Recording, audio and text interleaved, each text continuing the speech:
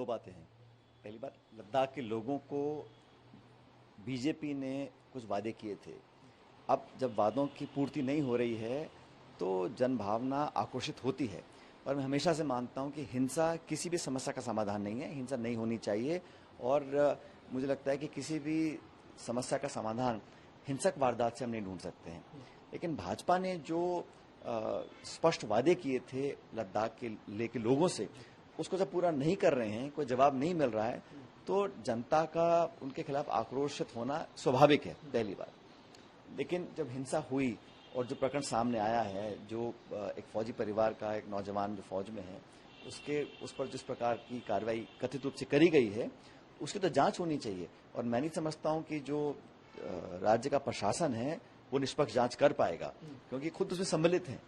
और हम सब चिंतित हैं, अगर इस प्रकार विरोध करना या धरना प्रदर्शन करना, उसका परिणाम इतना सख्त होगा, वो भी पुलिस के द्वारा, तो ये अस्वीकार्य है। और इसकी एक निष्पक्ष जांच, मैं तो समझता हूं इसकी जुडिशियल इंक्वायरी होनी चाहिए। तब पता पड़ेगा कि इसको किसने मारा, किसने कार्रवाई करी और उन पर क्या एक्शन लिया जाना चाहिए।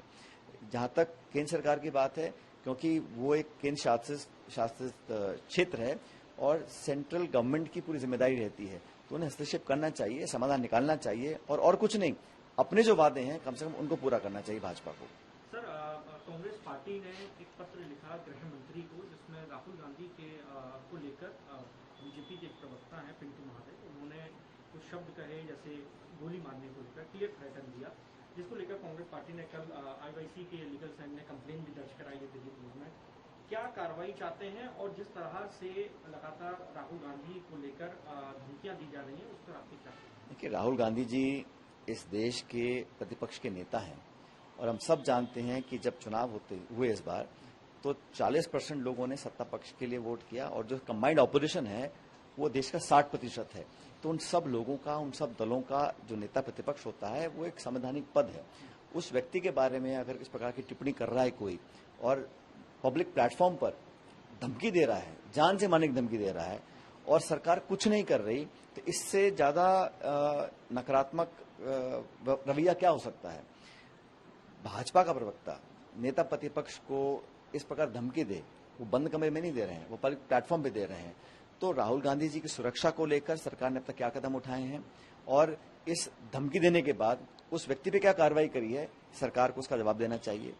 उससे बड़ी बात, जिस दल के वो प्रवक्ता हैं, भारतीय जनता पार्टी, उस बीजेपी ने क्या उसको उनको पद से हटाया है, उसको डिनाई किया है, उसको कंडेम किया है, उसको रिट्रैक्ट किया है? वो भी नहीं किया। तो प्रवक्ता जो बोल रहा था बोल रहा है, उस पर तो कानूनी कार्रवाई होनी चाहिए। लेकिन नैतिकता से देखा जाए तो भारतीय जनता पार्टी के प्रवक्ता हैं, क्या उनका फर्ज नहीं बनता कि एक नेता प्रतिपक्ष के खिलाफ कोई खुले सरेआम इस प्रकार की धमकी दे रहा है और चैनल पे दे रहा है, और फिर भी आप उसको एक तरह से स्वीकार कर रहे हैं? उन्हें तो कार्रवाई करनी चाहिए ना, वो पार्टी तो उन्हीं की है, प्रवक्ता उन्हीं पार्टी के हैं। और ऐसी धमकी देने से एक माहौल खड़ा कर रहे हैं, क्योंकि राहुल गांधी जी हर बार केंद्र सरकार को घेर रहे हैं, वोट चोरी को लेकर, संविधान के जो संस्थाएं हैं उनको जो तार तार कर रही केंद्र सरकार, लगातार उनको कटघरे में खड़ा कर रहे हैं। उसका जवाब ना तो सरकार दे पा रही है सदन के अंदर, ना सदन के बाहर। और इस प्रकार के एलिमेंट्स को अगर बढ़ावा मिलेगा तो निश्चित रूप से राहुल जी की सिक्योरिटी को भी सरकार को और ध्यान देना पड़ेगा, और ऐसे लोगों पर भाजपा क्या कार्रवाई करी उसका जवाब देना पड़ेगा।